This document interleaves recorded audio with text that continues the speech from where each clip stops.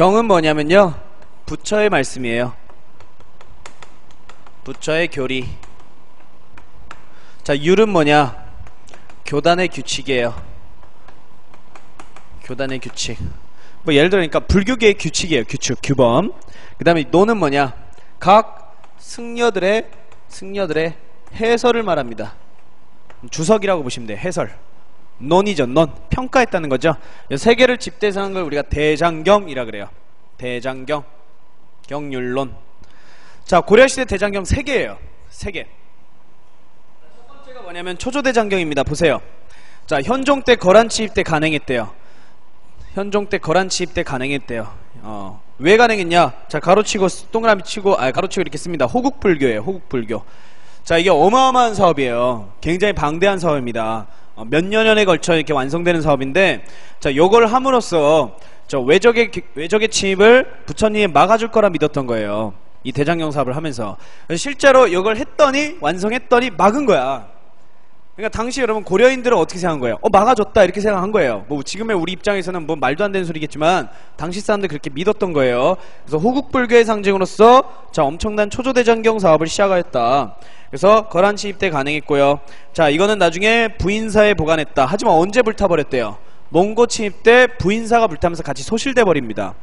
그러면 요거에 대한 뭘 해야겠어요? 다시 만들어야겠죠. 그죠? 그래서 내려갑니다. 가로 3번부터 볼 거예요. 제조대장경, 즉 다시 만들기 시작하는 거예요. 근데 8만여 매로 돼 있다 그래서 뭐라고도 부른대요? 8만대장경 이렇게 부르기도 한대요. 다 들어봤죠? 8만대장경. 자, 그래서 동그라미 1번 누구에 대비해요? 그치, 몽고의 침입에 대비한 거야. 초조대장경이 불탔기 때문에 자, 몽고의 침입에 대비하여 자, 어디서 조판했을게요? 당연히 우리 수도 옮겼었잖아요. 그치, 강화도에서 대장도감을 설치하여 자, 제도대장경을 만들기 시작하였다. 됐나요? 이것도 마찬가지 호국불교의 의미겠죠. 호국불교. 부처님이 막아줄 거라 믿었던 겁니다. 자, 동그라미 2번 조선 초 해인사의 이동 후 현재까지 8만 매가 넘는 목판이 모두 보존된다. 그래서 요거는 이제 보존이 되어 있기 때문에 여러분 어디에 등재되어 있다? 유네스코 세계기록유산에 등재되어 있습니다. 그래서 초조대장경하고 8만대장경 묶어서 알아두시라는 거예요. 이렇게요. 그냥 외우지 마시고요. 그 다음에 별도로 아까 우리 승려 의천 기억나요? 의천이 완성한 대장경도 있어요. 그게 바로 가운데 있는 속장경이라 하기도 하고요. 가로치고 교장 써주세요. 가로치고 교장. 속장경 내지 교장이라 부릅니다. 자, 의천이 아까 흥왕사 주지스님이라 그랬어요. 그래서 의천이 흥왕사 주지스님으로서 교장도감을 설치하여 고려, 그 다음에 요, 그 다음에 빼먹었네요. 송도 써주세요. 그 다음에 일본, 각 이 아시아의 모든 대장경에 대한 승려들의 해설서들을 다 수집합니다. 뭘 수집했다고요? 해설서를 수집한 거예요. 주석서 수집하여 자, 10여 년에 걸쳐 4,700여 권의 불경들을 다 정리하는 데 노력한 사람이 의천이다. 자, 그래서 이 불서 목록도 만듭니다. 목록도 필요하겠죠. 그래서 불서 목록, 신편제 종교장 총록. 자, 이거 외우지 마시고요. 신편제 종교장 총록에 좀 익숙한 용어 뭐 들어가 있어요? 교장 들어가 있을 거예요. 교장 동그라미 있어요. 이걸 외우세요. 그냥 신편제 여기까지만 다 외울 필요 없어요. 그래서 요 목록도 만들고 자, 했지만 나중에 흥왕사, 자, 흥왕사에 보관했지만 마찬가지로 몽고 3차 침입 때 소실되어 그 인쇄본의 일부가 전한다. 그래서 잘 보존되어 있는 건 유일한 대장경은 무슨 대장경이에요? 8만대장경이에요. 그래서 이 3개의 대장경들이 있다. 자, 일단 속장경은 여러분 호국불교의 상징은 아닙니다. 이건 아니에요. 그냥 불교 경전을 이제 정리한 거예요. 의천이. 그래서 요 3개의 대장경 알아두시고 자, 도교 봅니다. 도교. 자, 도교는 우리가 삼국시대부터 발생하죠. 그치? 신선이 되고자 하는 사상이죠. 무의자연 사상. 자, 가로 3번만 볼 거예요. 자, 도교는 일단 다신교예요. 여러가지 신을 믿는 잡신교입니다. 자, 우리 그러면 고려시대에는 도교가 어떻게 성행했냐? 보통 궁중에서 성행합니다. 궁중에서 초제가 성행했다. 동그라미 세요. 초제. 자, 초제라는 건 뭐냐면 왕이 직접 하늘에 제사를 지내는 거예요. 이걸 초제라 그래요. 해, 달, 별 이런 신들에게 제사를 지내는 겁니다. 그걸 초제라 그러고요. 자, 그리고 그 기관이 뭐냐면 보건궁이에요. 보건궁. 예종 때 보건궁. 여기 이번에 7급 시험일 때 나왔어요. 보건궁. 복을 기원한다는 거죠. 여기서 초제를 정기적으로 개최하였다라고 써있죠. 하지만 도교는요 쭉 이렇게 정식 종교로서 발전은 잘 못해요. 왜 그러냐? 교단이 없어요. 특정 무슨 종파가 없어요. 무슨 말인지 알아요? 불교처럼 뭐 교종이니 선종이니 뭐 화엄종 뭐 이런 게 없어요. 그러니까 약간은 어떻게 됐다 여러분들. 동그라미 2번 보세요. 115쪽 동그라미 2번. 교단이 성립되지 못하고 전체적으로는 민간신앙으로 전래될 수밖에 없다는 겁니다. 궁중에서는 그냥 초제식으로만 거행될 뿐이었어요. 그래서 크게 발전은 못합니다. 자, 그 다음에 풍수지리설. 풍수지리설은 여러분들 가로 3번을 볼 거예요. 가로 3번. 자, 다 아는 거예요. 자, 우리 고려의 수도가 어디예요? 개경이죠. 거기가 이제 풍수지리학적으로 명당이기 때문에 개경 명당설이 있었던 거고. 자, 태조 때부터 여러분 북진 정책을 위해서 어디를 발전시켰어요? 평양을 발전시켰어요. 그쵸? 그래서 서경이라 하였었죠. 그래서 초기에는 개경, 서경, 명당설이 있었던 거예요, 여러분들. 개경, 서경, 명당설. 또 그 외에도 훈요 10조에서 혹시 기억나요? 태조가 사찰을 함부로 짓지 말아라. 도선의 설에 따라 지어라. 이런 말이 있었을 거예요. 풍수지리학적으로 명당 자리에만 사찰을 지어라. 이걸 우리가 비보사찰 이렇게 부릅니다. 비보사찰. 동그라미 1번, 2번 됐죠? 그쵸? 자, 그다가 가로 4번 보세요. 고려 중기 이후 명당설이 조금 바뀝니다. 자, 원래는 여러분 고려 초기까지 명당이 3개였어요. 개경, 서경, 신라수도, 경주죠. 경주. 거기가 동경이었어요. 동경. 근데 너무 멀죠? 머니까 발전시키기도 뭐해요? 그치? 또 외구랑 가까워서 좀 적합한 지역은 아니죠. 맞죠? 그렇기 때문에 무슨 명당설로 대체시켰을까요? 한양명당설로 대체시키기 시작합니다. 그래서 현재 서울을 발전시키기 시작하는 게 바로 고려 중기다. 여러분들 꼭 알아야 돼요. 됐어요. 그래서 동그라미 3번 봅니다. 새로이 한양명상설이 대두되었고, 자, 문종 때 한양을 남경으로 승격시켰고, 숙종 때는 동경 대신 남경을 삼경에 변입하여 본격적으로 발전시켰다. 실제로 문종과 숙종은 한양에 많이 머물기도 했었습니다. 그런 게 실록에 나와 있어요. 실록이 아니고 고려사라는 기록에 나와 있습니다. 그래서 여러분들이 꼭 알고 계십니다. 자, 초기는 개경, 서경, 명당설, 비보사찰설, 그 다음에 중기부터는 동경 대신 한양 명당설 꼭 알아야 돼요. 알겠나요? 됐죠? 자, 그래서 이렇게 한번 확인해 보시면 되고, 자, 그 다음 과학기술 봅니다. 자, 과학기술. 자, 이 대표적인 과학기술 볼게요. 이 대표적인 과학기술. 자, 우리 신라 때까지 여러분 목판인쇄술이었죠. 왜? 그렇게 기록물 발전이 많이 되진 않아요. 근데 우리 고려로 올수록 불경도 많아지고요, 역사서도 많아져. 그러니까 기존의 목판인쇄술로 다양한 책을 찍어내기가 힘듭니다. 그러다 보니까 뭐가 발명되게 돼요? 금속 활자가 발명되게 돼요. 금속 활자는 여러분 조립식이에요. 조립식. 활자를 만들어 놓고 조립을 하는 거예요. 근데 금속 활자 단점이 뭔지 알아요? 단점이 뭘까요? 다양성은 있어요. 다양한 책을 찍어내기는 좋아요. 근데 뭐가 안 되는 줄 알아요? 대량 인쇄가 안 돼요. 대량 인쇄가. 왜냐면 금속 활자는 조립식이니까 조금 찍어내보면 어떻게 될까요? 글자가 흔들립니다. 글자를 고정시킬 일단 틀이 별로 없어요. 그래서 이게 흔들려버려서 대량 인쇄가 조금 힘들어요. 이거에 대한 보완책이 나중에 조선시대 때 장영실이 보완하게 되거든요. 그 전까지는 대량 인쇄가 잘 안 돼요. 약간 그게 단점이에요. 하지만 다양한 책을 찍어내기에는 좋다는 거예요. 대량은 안 되지만. 자, 아무튼 봅시다. 자, 고려는 목판 인쇄술의 발달과 더불어 자, 금속활자 인쇄술이 발명되었다. 자, 그럼 우리가 뭘 외워야 되냐? 금속활자가 몇 년에 발명된지는 모릅니다. 근데 찍어낸 거는 외울 수 있는 거예요. 1234년 상정 고급 예문이에요. 자, 볼게요. 몽골과의 전쟁 중인 강화도 피난시 밑줄 치세요. 몽골과의 전쟁 중인 강화도 피난시. 급히 강화도를 피난해야 되는데 저 상정 고급 예문이라는 책을 못 가져온 거예요. 자, 그러면 상정 고급 예문은 언제 만들어졌냐? 써놓으세요. 써놓으세요. 인종 때 최윤의라는 학자가 지은 책이 상정 고급 예문이에요. 인종 때 최윤의. 그러면 상정 고급 예문은 무슨 책이냐? 옛로부터 지금까지의 모든 예법들을 기록한 책이에요. 국가의 예법들을. 되게 중요한 책이겠죠. 특히 고려는 여러분 관습법 중심의 국가라 그랬죠. 굉장히 예법사가 필요합니다. 근데 이걸 하나 누가 보관하고 있었어요. 누구냐? 무신 최후였어요. 오케이? 무신 최후.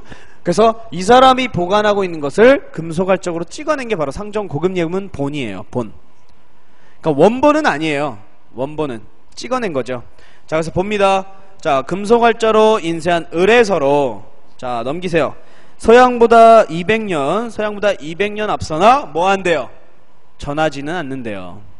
서양보다 뭐가 200년 앞선다는 거예요? 서양에서 최초로 금속활자로 찍어낸 본보다 우리나라가 200년이나 먼저 앞선다는 거죠. 하지만 존재하는 거는 뭐가 있냐? 직지심체호절입니다. 이건 요번에 시험 나왔어요. 직지심체호절. 세계 기록유산으로 등재되어 있대죠. 자, 고려 우왕 때, 공민왕 다음이죠. 우왕 때 청주 흥덕사에서 간행한 현존한 세계 최고의 금속활자모이다. 서양보다 70년 앞섭니다. 써놓으세요. 약 70년 앞서요. 70년. 그래서 세계 기록유산으로 등재되어 있는 거예요. 자, 직지심체호절은 여러분 불경이에요. 불경서예요.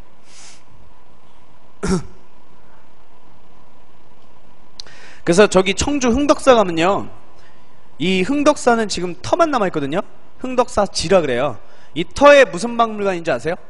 청주에? 직지박물관이 여기 있어요. 직지박물관. 나중에 이제 언젠간 청주 가면 볼 수 있을 거예요. 언젠간.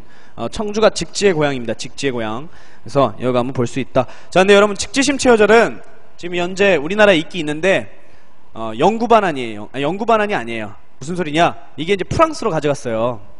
그래서 프랑스 국립박물관에 있다가 우리나라에 반환되긴 했는데 영구 반환이 아니에요. 무슨 소리예요? 돌려달라고 하면 돌려줘야 돼요. 무슨 말인지 알겠죠? 그래서 일단 소속은 지금 어디 있는 거예요? 프랑스 국립박물관에 있는 거예요. 그 왜 이게 우리나라 게 거기가 있냐? 자, 우리나라 근대사 쪽 가면요, 프랑스 수집가들이 우리나라 쪽에 좀 들어오거든요.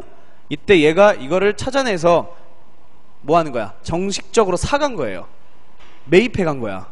그러니까 약탈해 간 게 아니에요. 정식 절차에 의해서 이 프랑스 수집가가 이걸 사간 거야. 그리고 죽기 전에 국립박물관에 기증해 버린 거예요. 무슨 말인지 알겠죠? 그래서 우리가 직접적으로 달라고는 할 수도 없어요. 그런 게 조금 안타깝습니다, 이거. 그래서 직지심체호절 좀 알고 계시고요. 이게 이번에 시험 나왔었어요. 이번에. 그리고 저 맨 뒤에 피면요, 아마 그거에 대한 내용 자세하게 써 있을 거예요. 맨 뒤에 피면, 맨 뒤가 아니다, 397쪽 뭐 이런 데 피면요, 397쪽 같은 데 피면 문화유산에 대한 내용 나오거든요. 정확히 말하면 정확히 몇 페이지냐면 399쪽 399쪽 피면 아마 디귿에 직지심체호절이 있을 거예요. 399쪽에 직지심체호절. 그래서 밑에서 여러분 5번째 줄 봐볼래요? 1886년 자, 한프 수호 통상조약이 체결된 후 초대 중앙공사로 부임한 롤랭 드 플랑시가 우리나라에 근무하면서 고사 및 각종 문화재를 수집해 갔는데 이 와중에 프랑스로 건너가게 되었다. 써있죠? 그쵸? 그래서 이렇게 정식 절차에 의해서 넘어가기 때문에 일단 풍락스 국립도서관에 있는 겁니다. 알겠나요? 자, 다시 옵니다. 다시 오세요. 됐죠? 자, 그 다음에 가로 3번 천문학 봅니다. 제지수를 안 보셔도 돼요. 천문학 보세요. 자, 우리 신라시대 때 여러분 천문관청이 뭐였어요? 천문관측기구가 첨성대 있었죠? 선덕여한테 첨성대. 고려는 사천대랍니다. 오른쪽 그림 있어요. 사천대 알아두시고 동그라미 치세요. 사천대. 자, 그리고 천문 관측하면 뭐하죠? 보통 달력도 편찬해야 되죠. 그죠? 하지만 현재 여러분 우리나라는 중국 이외에 우리나라는 아직 달력을 독자적으로 할 수가 없어요. 그렇기 때문에 중국 달력을 쓸 수밖에 없었습니다.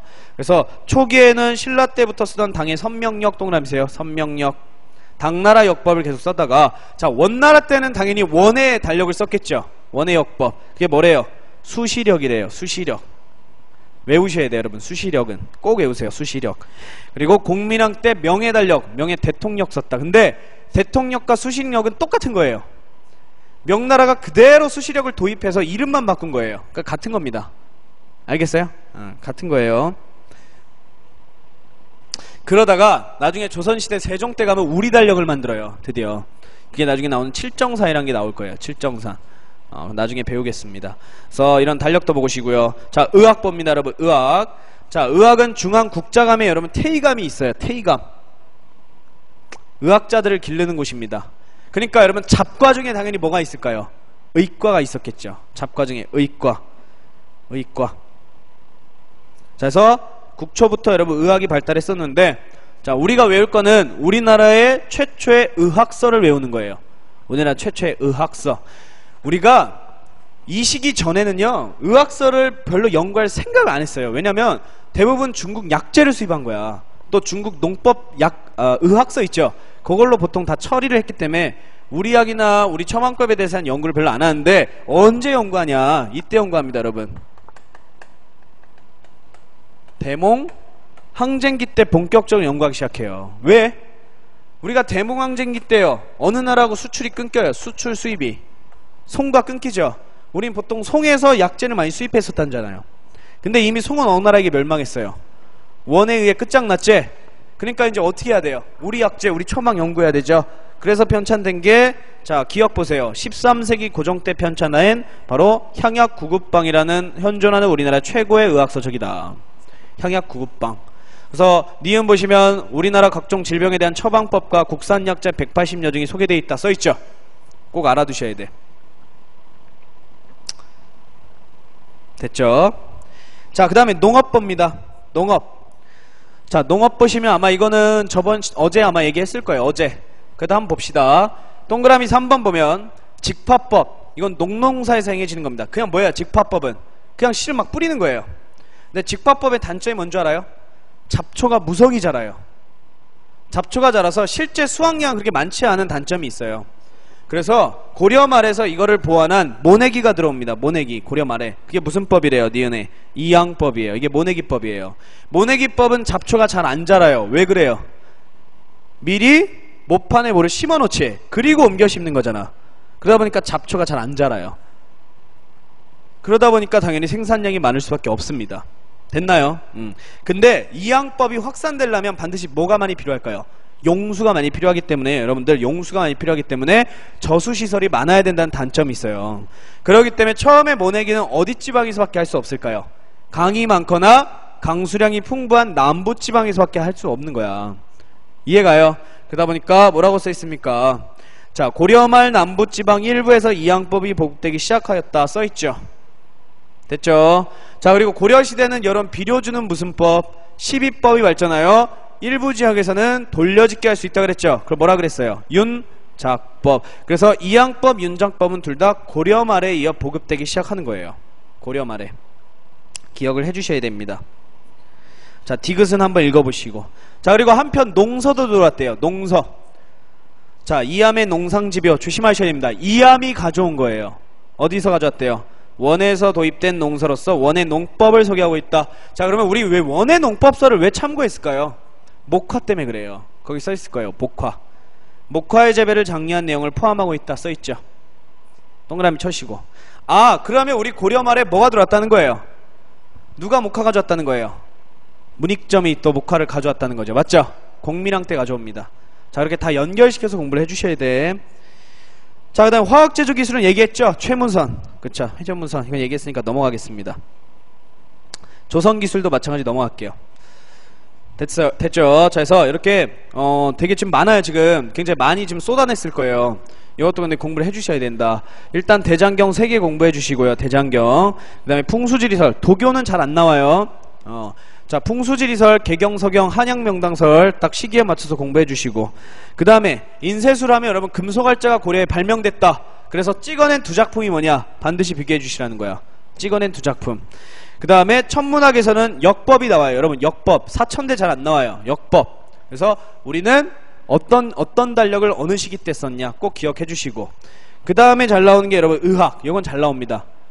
우리나라 최초의 의학서는 무엇인가, 어느 시기 때 편찬됐냐, 그거 알아두시고, 그 다음에 농업 이렇게 딱 기억을 해주시면 돼요. 농업. 됐죠? 자, 그 다음에 귀족문화. 문학은 넘어가겠습니다. 계리직에서 문학까지 나올 것 같지는 않습니다. 넘기시고, 자, 118쪽 보세요. 118쪽. 118쪽 보시면 자, 서예회화 음악, 그 다음에 건축 조각 볼 거예요. 자, 서예회화 음악 마찬가지로 잘 안 나와요. 그래서 간단히 살펴보고요. 옆에 있는 표 있죠? 건축 조각. 여기는 무지무지해요. 중요하기 때문에 여기는 되게 자세히 할 거예요. 자, 서예 봅니다.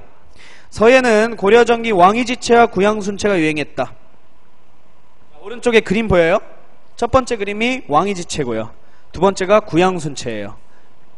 자, 왕이지체는 남북조 시대 때, 중국 남북조 갈라졌던 5세기 시기 때, 자, 남조 시대 때 사람이 쓰던 채법이 왕이지법이에요. 왕이지 채법.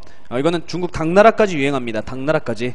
그리고 구양순체는 당송시대 때 유행했던 게 중국 당송시대 때 유행했던 채법이 구양순체예요. 자, 그럼 우리 고려 전기까지는 거의 구양순체를 많이 씁니다. 구양순체. 자, 우리 귀족들은 왕이지체보단 구양순체를 좋아했대요. 딱 봐도 여러분 뭐가 좀 따라하기 쉬워요? 오른쪽 게 따라하기 쉽죠? 그치? 그래서 구양순체를 굉장히 선호했다 이렇게 기록이 있어요. 자, 후기에, 자, 중요한 게 별표예요. 고려 후기는 조맹부, 자, 원나라에서 조맹부의 송설체가 유행했다. 이게 우리나라에 들어오게 돼요. 망건당을 통해서 들어옵니다. 그래서 충선왕 때 이함이 뛰어났다 해서 오른쪽 세 번째 그림 있죠? 이게 조맹부의 송설체다. 이게 조선 전기까지 이어져요. 이 채법이. 그래서 이런 서채법이 있었고, 자, 그림 봅니다. 그림에서 전기는 그냥 읽어보시고, 자, 후기 볼 거예요. 후기. 자, 후기 니은하고 디귿 보세요. 자, 후기의 니은은 원나라 그림의 영향을 받아 필치가 뚜렷한 공민왕의 천산대립도가 가장 유명하다. 바로 오른쪽 그림 보이죠? 이 천산대립도는 공민왕이 어렸을 때 어디서 사는 거예요. 얘는 우리 원간섭기 때니까 우리 왕은 어렸을 때 어디서 살아야 돼요? 원에서 살아야 돼요. 그 원의 사냥법 등을 많이 배웠겠죠. 그치? 그래서 자기의 사냥법 등을 이제 그려놓은 그림이에요. 천산대립도. 편산대립도. 그 다음에 옆에 오른쪽 그림 보입니까? 무슨 보살 하나 그려놨죠? 보살. 이게 뭐냐면 관음보살이다. 그럼 관음보살 혹시 기억나요? 아미타보살은 극락으로 인도하는 보살이고요. 관음보살은 뭐였어요? 나는 지금 현세 복을 주는 보살이라 그랬죠. 자, 당시 승려들이 권문세족이나 왕실 사람들에게 이 관음보살을 그래서 갖다 바친 거야. 뭐 받으라고 준 거예요? 복 받으라고 준 거죠. 복 받으라고. 그게 뭐라고 써있어요? 고려후기 왕실과 권문세족의 구복적 요구에 의해서 각종 관음보살 같은 불화가 그려졌다라는 거예요. 불교 그림. 그래서 대표적인 게 해허의 관음보살도다. 해허의 관음보살도다. 자, 이런 그림이 그려졌습니다. 자, 음악은 그냥 넘어가고요. 자, 그래서 이렇게 서예와 해야 이렇게 공부해 주시면 됩니다. 자, 마지막 건축가 초가. 여기 잘 들어주세요. 여기는 되게 중요해요. 여러분들 절대 여기 놓치면 안 됩니다. 자, 건축 볼게요. 졸리면 좀 깨시고. 자, 건축 보면 자, 119쪽 봐보세요. 119쪽. 자, 전기에는, 자, 고려 전기에 뭐하고 뭐가 중심이래요? 궁궐과 밑줄 치세요. 사찰 중심이래요. 자, 절이 많이 지어집니다. 그래서 개성 만월대 궁궐 터만 남아있는 거예요. 그 다음에 현화사, 흥왕사 이런 사찰들이 많이 만들어졌어. 근데 대부분이 소멸돼서 남아있는 것은 거의 없습니다. 그래서 전기 때는 이런 게 많이 만들어졌다. 그리고 밑에 고려 후기 써있죠? 이거 지워주세요. 이건 지우세요. 나중에 헷갈려요. 읽을 때 쭉 지워주세요. 고려 후기 밑에 부분 지워줘요. 자, 그리고 여기 봅니다. 자, 어쨌든 전기 때는 궁궐과 사찰이 많이 만들어졌는데 잘 보세요. 자, 건축 양식 중에 여러분들이 알아야 될 게 주심포 양식, 그 다음에 다포 양식, 이런 두 개가 있어요. 두 개. 보통 절 만들 때, 사찰 만들 때요. 자, 주심포 양식은 잘 봅니다. 자, 이렇게 지붕이 있고요. 자, 이게 기둥이에요. 기둥이에요. 그래서 기둥과 지붕을 받쳐주는 역할을 하는 걸 우리가 공포라 그럽니다. 공포. 되게 화려하게 생겼어요. 막 이렇게 생겼어요. 이렇게 쭉 튀어나왔어요. 날개 모양 같이. 그래서 이런 걸 공포라 그래요. 오케이? 자, 공포는 그러니까 두 가지 기능이에요. 화려하게 이제 조각을 했기 때문에 딱 멀리서 보면 어때요? 웅장해 보이고 멋있어 보여요. 그러니까 미적 기능도 있는 거고요. 오케이? 두 번째, 요거하고 요거에 무게를 지탱해 준다는 거예요. 그래서 실용적인 기능도 있는 거예요. 오케이?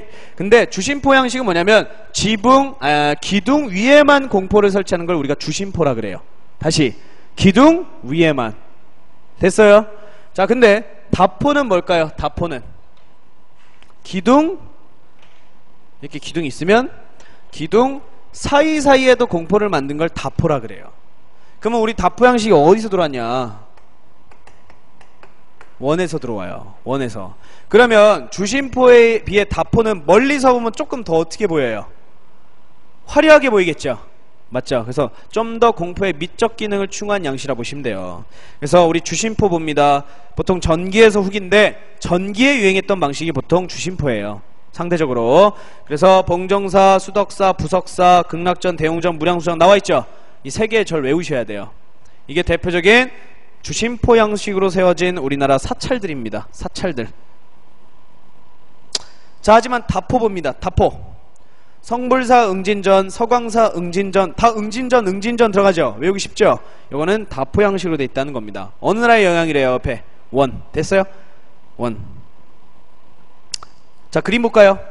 넘겨보세요. 120조. 이렇게 그림으로 확인하시면서 갈 거예요. 자, 봉정사 극락전하고요, 부석사 무량수전 봐보세요.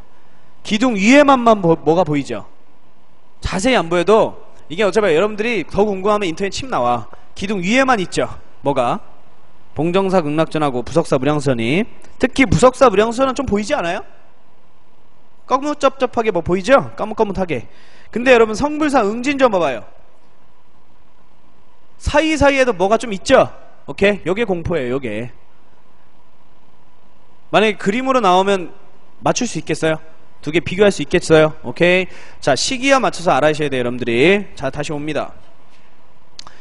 자, 우리 신라 하대 때, 여러분 신라 하대 때 선종이 유행하죠. 선종 유행과 관련된 탑이 무슨 탑이라 그랬어요? 승려의 묘라고 하는 거. 승탑 기억나요? 버섯같이 생긴 거. 그쵸? 각이 8개고 원형 모양으로 돼 있는 거. 기억 안 나면 빨리 찾아봐요. 자, 그걸 승탑이라 하죠. 자, 고려시대도 마찬가지로 선종이 있잖아요. 선종이 있으니까 승탑들이 만들어지는 거야. 그러면 어떻게 공부해야 되는지 알려줄게요. 자, 신라부터 승탑이 발전했어요. 그치? 그러면 요런 게 있겠죠. 신라 양식을 이어진 것도 있겠지만 벗어난 것도 있겠죠. 고려 양식. 그거 구분해주면서 공부해야 돼요. 그냥 외우는 게 아니에요. 자, 봅니다.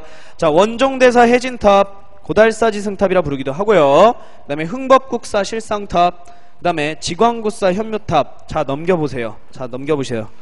자, 넘겨보시면 그림 두 번째 우리가 봅니다. 그림 두 번째. 고달사지 승탑하고 흥법국사 실상탑 봐봐요. 각이 8개예요. 그리고 약간 원형 모양으로 돼 있어요. 독특하긴 하지만 전체적인 특징을 보면요. 맞죠? 근데 우리 법천사 지광국사 현묘탑 봐요. 몇 각형이에요? 몇 각형이에요? 사각형이죠. 팔각 원당은 아니죠. 그러니까 어떻게 설명을 해야 돼요? 법천사 지광국사 현묘탑은 고려의 독자적 승탑. 고려의 독자적 승탑. 그리고 그 위에 두 개 거는요, 조금 모양이 독특하지만 전체적인 양식은 어느 나라 양식을 계승한 거예요? 신라 8강 원당형 양식을 계승한 거예요. 요렇게 외워야 돼요. 알겠어요? 그냥 외우지 말고. 자, 다시 넘어옵니다. 119쪽. 이따가 신라 하대 때 문화사에서 선종 승탑 봐봐요. 신라 거 8강 원당형으로 돼 있단 말이에요. 됐어요. 자, 그 다음에 범종 봅니다. 범종 그냥 읽어보시고 필요 없어요. 자, 불상 봅니다. 불상도 잘 보세요. 자, 불상도 그러면 어떻게 공부해야 돼요? 신라 양식 계승한 게 있을 것이고, 그죠? 또 고려만의 독특한 양식들이 있겠죠. 오케이? 자, 특히 고려는 어떤 애들이 연합해서 만든 국가예요? 어떤 애들이에요? 호족들이 연합해서 만든 국가죠. 자, 옛날 호족들은 예술을 하던 사람이 아니야. 아니에요. 예술을 해보던 놈들이 아니야. 그러니까 옛날 신라 양식이라면 분명히 화려할 거예요. 비례와 균형미도 뛰어날 거야. 하지만 호족이 지원해서 만든 예술품은 비례와 균형미가 뛰어난 게 아니고 어때요? 좀 뒤떨어지겠죠? 그죠? 굉장히 투박하겠지. 하지만 개성미는 뛰어나겠죠. 자, 그런 것들을 구분할 겁니다. 자, 보세요. 일단 특징은 신라 때보다는 제작 기법이 뒤지다. 그리고 조형미가 다소 부족하다. 하지만 시기와 지역에 따라 조금 독특하고 개성적인 모습이 보인대요. 한번 봅시다. 자, 기역의 부석사 소조 안미타열의 좌상은 자, 신라에 계승을 했대요. 반면 니은의 광주 충국리 철불, 그 다음에 디귿의 관촉사 석조 미륵불살, 이천동 석불은 다 지역적이고 개성적인 특징이 있대요. 자, 넘겨봅니다. 그림 봐볼게요. 자, 맨 밑에 그림 4개 보세요. 맨 밑에 그림 4개. 자, 이 여러분 4개 불상 중에 신라 양식을 계승한 불상이 뭘 것 같아요? 첫 번째 그림이죠. 그죠? 부석사. 그 다음에 두 번째 그림은요, 요거는 철로 되어 있어요. 철로. 그리고 굉장히 크기가 큽니다. 그러니까 전체적으로 봤을 때 그렇게 균형이 뛰어난 작품은 아니에요. 이게 지금 그림으로 돼 있어서 그래요. 사진으로 돼 있어서 그래요. 그 다음에 그 옆에 거 장난 아니죠? 저 머리만 땅 있죠. 그 다음에 그 오른쪽 건 뭐예요? 이거는 굉장히 위쪽 부분이 커요. 위쪽 부분이 커요. 그래서 셋 다 묶어주세요. 3개. 신라 것 빼고 3개 묶습니다. 자, 이거는 바로 누구의 영향이에요? 이전에 예술활동을 해본 지 없는 호족의 영향이에요. 호족. 그래서 지역마다 다 어떻게 되는 거예요? 조금 제작 기법도 다르죠. 하지만 개성 있잖아요. 독특한 불상들이잖아요. 맞죠? 자, 신라는 전형적인 불상 양식이고요. 전형적인 불상, 귀족 불상 양식입니다. 이렇게 공부해 주시면 됩니다. 자, 넘어옵니다. 다시 119쪽. 자, 석탑도 어떻게 외워야 돼요? 똑같아요. 옛 신라 양식, 삼국 양식을 계승한 것도 있고요. 반면 고려만의 양식도 있는 거야. 그렇게 구분해 주시면서 외우는 거야. 그래서 볼게요. 지역에 따라 삼국을 계승한 흔적이 보인다. 자, 그래서 4개의 석탑 한번 보겠습니다. 불일사 5층 석탑, 무량사 5층 석탑 보입니까? 자, 불일사 5층 석탑은 위에다 써주세요. 개성. 불일사 5층 석탑은 여러분 개성에 있어요. 개성. 자, 여러분 개성은 옛 어느 나라의 땅이었었을까요? 북한에 있는 개성은 고구려의 땅이었었죠. 그지? 그러니까 개성 불일사 5층 석탑은 어느 나라 양식일 가능성이 높아요? 고구려. 그쵸? 써놓으세요. 고구려. 고구려 양식입니다. 확실하게는 알 수 없어요. 왜? 지금 고구려 탑이 현재 존재하지 않기 때문에 확실히 알 수 없으나 추정하는 겁니다. 그 다음 무량사 5층 석탑은요? 그럼 백제 부여에 정림사지 5층 석탑이 있었던 거 기억나요? 그거랑 똑같이 생겼어요. 그러니까 백제 거예요. 백제 양식을 계승한 게 무량사 5층 석탑이다. 그 다음에 여러분 현화사 7층 석탑, 여기는 아마 그림이 없는데 현화사 7층 석탑은 마찬가지 신라의 7층 석탑이 있어요. 그걸 그대로 따라한 거예요. 그래서 신라 영향 밑줄 주세요. 신라 영향 밑줄. 신라 영향 밑줄. 근데 독자적이래요. 밑줄 쳐보세요. 독자적. 자, 왜 그러냐? 잘 보세요. 신라의 7층 석탑은 7층을 쌓을 때 이렇게 선이 다 직선이에요. 직선 알겠죠? 신라는. 자, 근데 자, 고려의 현화사 7층 석탑은 7층이긴 해요. 7층이 난데 직선이 아니고요. 요 선이 곡선으로 돼 있어요. 실제로 이렇게 곡선. 선이 달라요. 선. 그래서 7층은 신라랑 같아요. 7층은. 근데 선의 형태가 조금 다르다라는 거야. 그래서 독자적이라는 거예요. 선의 형태가 다르기 때문에 독자적이다. 좀 심하예요. 되게 어려운 말이고요. 그 다음에 월정사 8각 9층하고 경천사 10층. 자, 묶어줍니다. 이게 고려에서 이제 독특한 거예요. 삼국 전통이 아니고 고려에서 나타나는 것들입니다. 볼게요. 월정사 8각 9층 석탑은 여러분 다각다층탑이라고 그래요. 우리가 다각다층탑. 이거는 송나라에서 들여온 거예요. 송 동그라미세요. 송. 되게 중요해요. 이번 연도 시험 나왔어요. 송. 옛날에도 많이 나왔고요. 그 다음에 경천사 10층 석탑은 어느 나라의 영향이래요? 원의 영향이래요. 그래서 굉장히 화려합니다. 탑이요. 되게 화려한 탑이에요. 자, 넘겨서 보겠습니다. 봐보세요. 자, 우리 2개의 그림 남았었죠?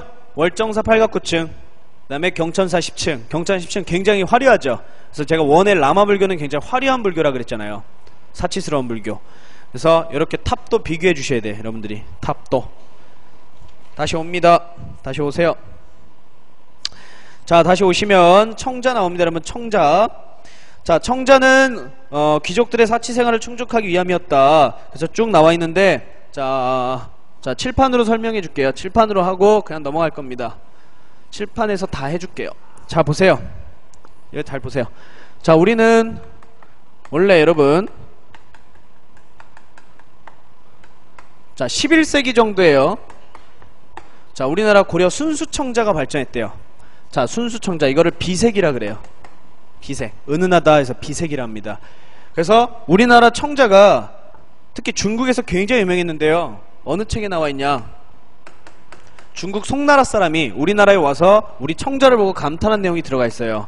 바로 고려도경이라는 송나라 책입니다. 중국 책이에요. 고려도경. 여기에 기록이 되어 있어요.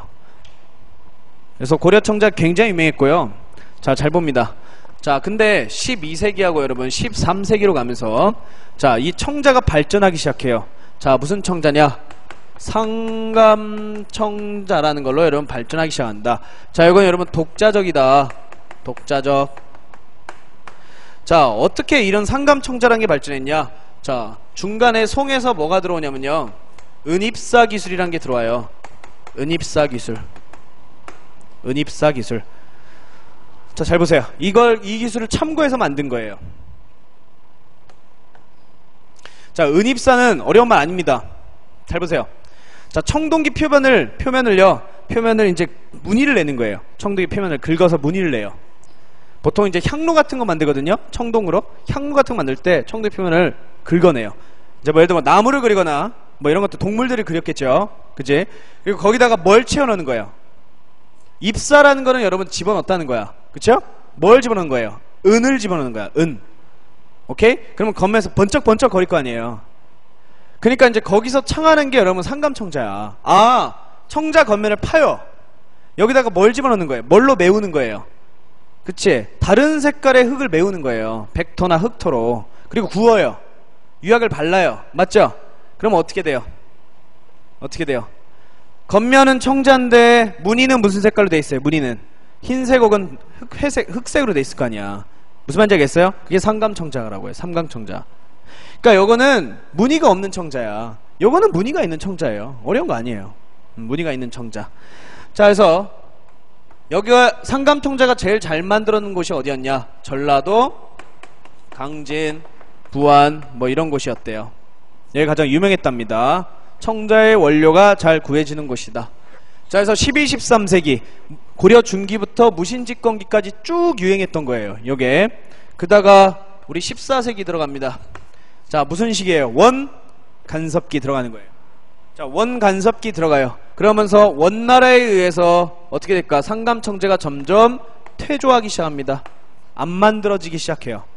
자, 이유는 한 두 가지입니다. 일단 원나라가 전라도 강진부안 초토화시킨 거야. 재료를 구하기 힘들어지는 거예요. 원나라 때문에. 두 번째, 원의 기술이 들어와요. 원나라의 도자기 기술이 들어와서 우리나라가 상감청자가 약간 이 비색 색깔이 이제 퇴색됩니다. 그래서 탄생한 게 무슨 거냐? 바로 분청사기래요. 분청사기. 분청사기. 그래서 말 그대로 여러분 청자에다가 무슨 칠한 거예요? 분칠을 한 거야. 분칠. 오케이? 자, 그럼 무슨 색깔이 나오냐? 회청색 색깔이에요. 회색 빛깔이 이제 돌아가는 거야. 그래서 보통 우리 청자는 굉장히 화려하죠? 그치? 번쩍번쩍 하잖아요. 파랗게. 근데 분청사기 하면서 어떻게 돼요? 좀 탁해져요. 색깔이 탁탁해집니다. 그 나중에 여러분 이게 몇 세기까지 유행하냐? 15세기 조선 초기까지 유행해요. 분청사기가 원 때문에. 그리고 16세기 때 뭘로 바뀌어요? 순수 흰색깔 백자로 바뀌기 시작하는 거예요. 알겠나요? 자, 또 시기 맞춰서 공부를 해주셔야겠죠. 시기 맞춰서. 그게 쭉 나와 있어요. 여기 안에. 됐나요? 오케이. 저것만 좀 알아두시면 된다. 자, 그 다음에 맨 밑에 금속공예 봅니다. 자, 금속공예는 주로 불구 중심으로 발전했다. 주로 불교 도구로 만들었다는 거예요. 불교 도구. 그리고 송해에서 유입된 은입사 기술도 참고했대죠. 넘기세요. 자, 대표적인 게 뭐랍니까? 청동향로와 버드나무와 동물무늬를 새긴 청동정병이 대표적인 은입사 기술로 만든 거랍니다. 그리고 나전칠기는 혹시 여러분 아세요? 인사동 같은 데 가면 많이 봅니다. 목공예품에다가 그 뭐예요? 자개 붙여가지고 번쩍번쩍하게 칠한 거 있죠? 그게 이제 나전칠기죠. 그래서 두 번째 나와 있죠. 원래 우리 통일리 신라 시대 당에서 수입했어요. 원래 그러니까 중국 거였어요, 이거를. 근데 우리가 더욱 발전시켜서 거의 우리 독자적인 모습으로 변화시킨 게 나전칠기 제품이다. 그래서 고려, 조선을 거쳐 지금까지 전한다 써있죠. 자, 121쪽 우리 이거 좀 오타 났습니다. 오류 났어요. 자, 첫 번째 거 보여요? 이게 여러분 분청사기야. 이게 분청사기. 싹 다 바꿔줘야 돼요. 첫 번째 그림이 분청사기예요. 그러니까 이게 실제 색깔이 회색이죠. 회색. 분청사기. 자, 그리고 옆에 이게 무슨 청자예요? 무늬가 그려져 있으니까. 오케이. 이게 상감청자예요. 이게 상감청자. 요거 상감청자. 그 다음에 이게 옆에 볼까요? 순수고려청자죠. 그쵸? 순수청자. 순수고려청자. 순수고려청자. 그 다음에 맨 옆에 게 볼까요? 이게 그쵸? 뭐예요? 청동제 은입사. 그쵸? 청동정병. 향로입니다. 향로.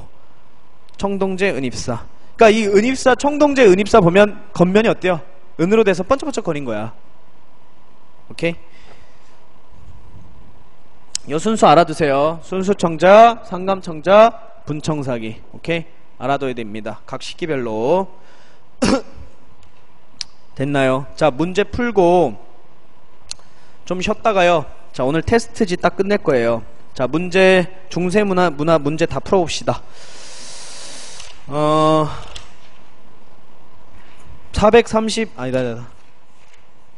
425페이지 펴주세요. 425페이지. 425페이지 피면 2번 풀었나요? 바로바로 좀 말을 좀 해주세요. 2번 안 했어요? 오케이. 2번 고려시대 사회제도에 대한 설명 적절하지 않은 것. 자, 1번 봐요. 의창 흉년의 빈민을 구제하였다. 맞죠? 처음에는 흑창이었어요. 의창 바뀌죠. 물가조절기관으로 개경서경 15목이 설치된 거는 상평창이다. 맞죠? 그 다음에 기금을 마련한 뒤 이자로 빈민을 구제하는 게 제2보다. 자, 대비원은 구료기관으로, 자, 병원이죠. 병원으로 개경과 삼경에 설치되었다. 뭐가 틀렸어요? 삼경을 지워야 돼요. 그쵸? 개경에만 있어요. 개경에만. 그래서 동서대비원 이렇게 불렸죠. 4번이 틀린 겁니다. 이거 완전히 그러니까 암기 문제, 암기 문제. 안 외웠으면 못 맞추는 거예요. 그쵸? 넘깁니다. 자, 넘기세요. 자, 넘기면 7번 보세요. 7번. 자, 고려시대 과학기술에 대한 설명 중 적절하지 않은 것은 고려 초에는 당의 선명력, 충선한 때는 원의 수시력. 그 다음에 2번요. 3번. 최무선은 중국인에게서 염초 만드는 기술을 배워 화약제조법 터득. 맞죠? 그 다음 4번. 태의감에 의학박사를 두어 의학을 가르치고 의과를 시행했다. 맞네요. 자, 2번 봐요. 자, 인지위와 규형을 제작하여 토지 측량과 지도 제작을 활용했다. 여러분, 인지위와 규형 오늘 배운 적 없죠? 이건 조선 세조 때 나와요. 써놔요. 조선 세조 때. 우리 조선시대 가면 조선 문화사에서 배우게 되는 겁니다. 그래서 7번에 2번이 틀렸습니다. 됐죠? 자, 9번은 아마 했을 거고요. 자, 아니다, 내가 했다. 16번 보세요. 16번 안 했을 거야, 아마. 했나? 했어요? 16번 볼게요. 429쪽 16번. 자, 다음과 같은 사실이 있었던 시대의 신분제도래요. 잘 봐요. 경학박사, 의학박사 파견하여 지방자재를 교육했다. 좀 아리까리 하는데요. 두 번째 줄을 보면 확실히 알아야 돼요. 문헌공도 누가 세웠어요? 최충이니까 무슨 시대예요? 고려시대죠. 고려시대. 자, 고려시대의 신분제도 옳지 않은 것은 4번부터 봅니다. 향부곡의 주민은 9년의 주민에 비해 차별 대우를 받았다. 맞죠? 이사 못해요. 세금만 내야 돼요. 과거 못 보죠. 맞지? 3번요. 관청의 자벽에 종사한 입역노비이자 공역노비는 60세가 되면 역이 면제된다. 맞아요. 여러분, 역은 여러분 16세에서 60세잖아. 맞죠? 면제돼요. 2번. 향리자재들이 과거를 통해 중앙관리가 되는 게 열려있었다. 모든 향리는 아니었죠? 하지만 여기서 모든 향리라고 말을 하지 않았기 때문에 맞는 말이에요. 그 다음에 1번. 자, 중류층인 남반은 중앙관청? 제가 서울시 공무원은 뭐라 그랬어요? 서리. 지방직 공무원, 향리. 남반은 중앙실무자. 이렇게 얘기했을 거예요. 중앙실무자래. 궁중실무자. 남반, 궁중실무자. 그래서 1번이 틀렸습니다. 자, 넘깁니다. 자, 넘기면 22번 봅니다, 여러분. 22번. 고려시대의 금속활자에 대한 설명 중 옳지 않은 것은 1번. 금속활자는 한 번 만들면 여러 종류의 책을 쉽게 찍을 수 있었다. 맞죠? 여러 종류의 책을 쉽게 맞잖아요. 2번. 고종 1234년에 상정고급 예문을 인쇄했다는 기록이 있다. 맞네요. 1, 2, 3, 4년. 자, 프랑스에 있는 직지심체 요절은 청주 용두사가 아니고 어디예요? 흥덕사라 그랬죠? 그 정답이 3번이에요. 진짜 치사한 문제예요, 이거는. 흥덕사. 자, 5번. 직지심체 요절은 구텐베르크 서양의 금속활자보다 시기가 앞선다. 몇 년이에요? 70년. 70년 앞선다 그랬어요. 4번은 외울 필요 없어요. 그래서 22번이 정답이고요. 자, 29번 안 했을 거예요. 19번. 아마 19번 안 했을 거예요. 자, 다음 상소문이 제기된 시기의 사건입니다. 자, 이게 뭔지 아세요? 좀 어려운 사료예요. 혹시 이거 기억하셔야 돼. 최충원이 누구 죽였었죠? 무신 최충원이? 천민 출신 권력자 이 의민 죽이고 집권했다 그랬죠? 그리고 왕 명종에게 뭘 올렸다 그랬어요? 봉사 10조 개혁안 건의했다 그랬죠? 실제는 시행했다 안 했다? 안 했다 그랬지? 죽이고 집권하게 한 명분이라 그랬죠. 오케이? 자, 이거 봉사 10조예요. 봉사 10조. 자, 그러니까 여러분 최충원이 봉사 10조를 올린 시기는 우리 고려 5시기 중에 어느 시기예요? 무신 집권기죠. 특히 최씨 무신 집권기죠. 자, 최씨 무신 집권기 때 등용된 문이 남아 있었잖아요. 이규보. 걔가 쓴 책이 뭐예요? 동명왕편. 정답 몇 번이에요? 2번이죠. 오케이? 자, 어려운 문제죠? 정치사고 문화사고 짬뽕된 문제예요. 이런 걸 많이 풀어야 돼요, 여러분들이. 그래야 이 실력이 늘어요. 국사 실력이. 그냥 막 22번 같은 문제 있지? 이딴 문제 풀면 스트레스만 받아요. 스트레스만. 그러니까 공부에 도움이 안 되는데 이런 문제 그냥 풀긴 풀되, 여러분들이 이제 자주 익숙해져야 되는 문제는 19번 같은 문제예요. 이런 것들. 자, 그 다음에 25번 안 했을 거야. 25번.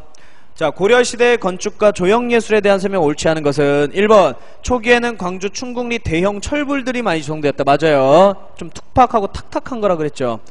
2번 지역에 따라서 고대 삼국의 전통 계승한 석탑. 아까 뭐 있어요? 개성불일사, 무량사, 현화사 있었죠. 그 다음 3번 8강 원당형의 승탑이 많이 만들어졌는데 법천사 지광선부터 하면 여러분 몇 각형이었어요? 아까 사각형이라 그랬죠. 3번이 틀린 거죠. 법천사 지광선부터 하면 독자적 양식이잖아요. 신라 양식을 벗어난 거죠. 정답 3번입니다. 이게 2005년에 여러분 2005년 국가직에 나왔거든요. 아, 지방직에. 그래서 2012년 7년 만에 다시 기출을 한 거야. 똑같아요, 정답이. 그래서 보통 국사 문제는 돌려요. 조금 유형이 다르더라도 거의 비슷비슷하게 나옵니다. 그래서 기출문제 많이 풀어보세요. 그 다음에 4번 후기에는 사리원의 성불사 응진정과 같은 다포식 건물이 출현하여 조선시대에 영향을 끼쳤다. 맞네요. 저 다포식 후기라 그랬어요. 다포식 후기. 넘깁니다. 자, 26번 고려 후기의 역사서가 아닌 것은 몇 번일까 여러분? 고려 후기의 역사서가 아닌 것. 못 들어본 거 고르시면 돼. 못 들어본 거. 4번 해동역사죠. 이거 들어봤어요? 조선시대 배워요. 조선시대. 4번은 조선 후기 때 배우는 겁니다. 해동고승전, 제왕운기, 삼국유사 다 배웠잖아요. 다 배운 거잖아. 그래서 해당한다. 자, 28번 봅니다. 다음과 같이 왕명을 받아 편찬한 책입니다. 신부식은 아래 옵니다. 끝났네. 무슨 책이에요? 삼국사기죠. 삼국사기. 1번 현존하는 우리나라 역사서 가운데 가장 오래되었다. 2번 기전체로 서술되었다. 맞죠? 3번 고구려 계승 오싱보다는 신라 계승이 좀 더 많이 반영됐다.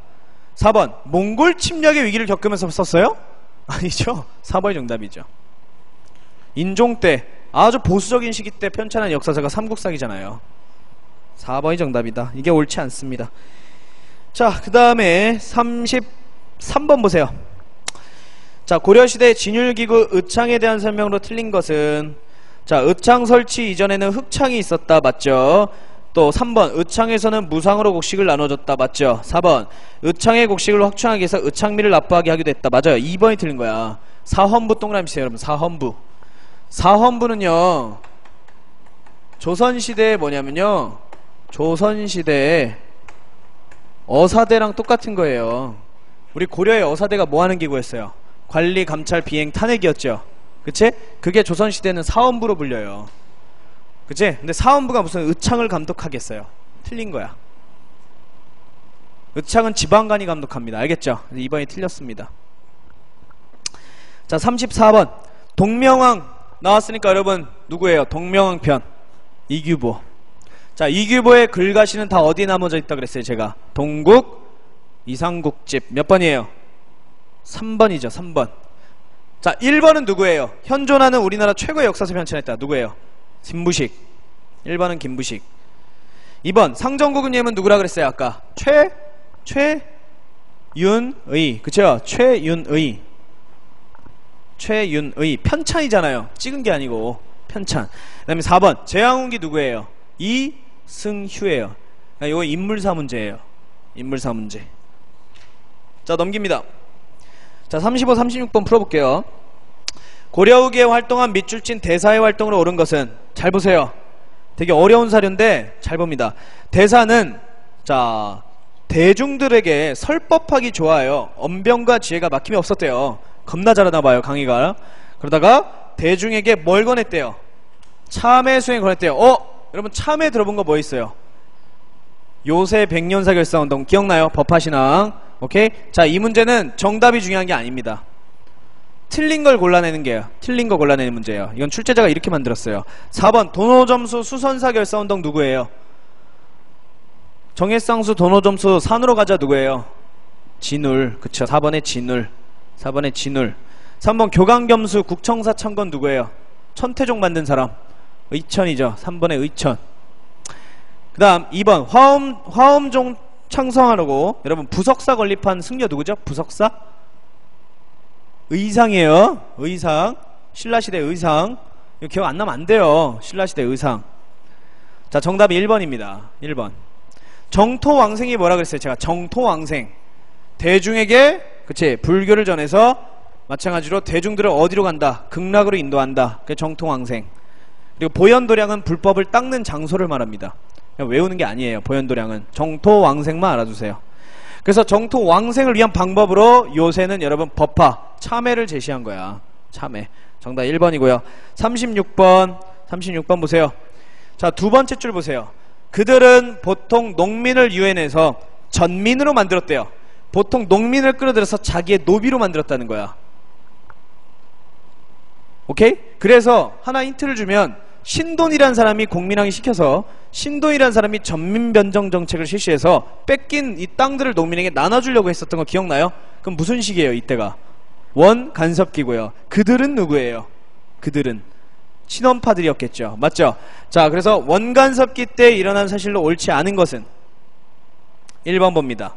중추원이 밀직사 격하. 맞죠? 관청, 우리나라 관청 다 바뀌잖아요. 원간섭기 때. 2번 송설체 원나라 채법이죠. 들어왔죠? 그 다음에요 3번 고려 말의 인현삼장 윤작법 점차복음. 맞죠? 윤작법 들어가도 되고 이양법 들어가도 돼요. 둘 다 상관없어요. 자, 4번 봐요. 최초의 금사걸조로 인쇄한 의례서는 뭐였어요? 최초로 금사걸조로 인쇄한 의례서 최윤희가 만든 거. 이제까지 모든 예법 상정 고금예문. 이때는 여러분 기억나야 돼. 언제 급히 튈 때 찍어냈다 그랬어요? 강화도로 튈 때.